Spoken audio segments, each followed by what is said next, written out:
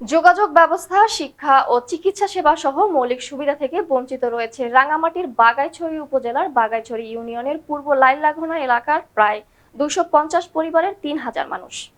সামান্য বৃষ্টি হলেই দুর্ভোগের অন্ত থাকে না বাসিন্দাদের। বিস্তারিত দেখুন বাগাইছড়ি প্রতিনিধি মহিউদ্দিনের পাঠানো তথ্যচিত্রে ডেস্ক রিপোর্টে। রাঙ্গামাটির বাঘাইছড়ি উপজেলার বাঘাইছড়ি ইউনিয়নের পূর্ব লাইলাঘোলা এলাকার প্রায় 250 পরিবারের 3000 মানুষ দীর্ঘদিন ধরে চরম দুর্ভোগের মধ্যে মানবেতর জীবনযাপন করছে।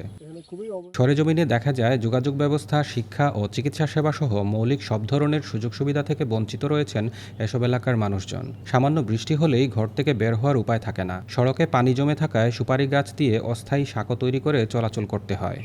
স্থানীয়দের অভিযোগ, বিগত 17 বছরেও গ্রামটিতে উন্নয়নের কোনো ছোঁয়া লাগেনি। দীর্ঘদিনের অবহেলায় সড়কের বেহাল দশা তৈরি হয়েছে। শুধু তাই নয়, পুরো গ্রামের প্রায় অর্ধেক পরিবার এখন পানিবন্দী অবস্থায় রয়েছেন। কত মেম্বার এলো গেল, কিন্তু এই রাস্তাটা যেরকম আমার জন্ম থেকে দেখতেছি এরকমই থেকে গেল, কোনো উন্নয়ন হলো না।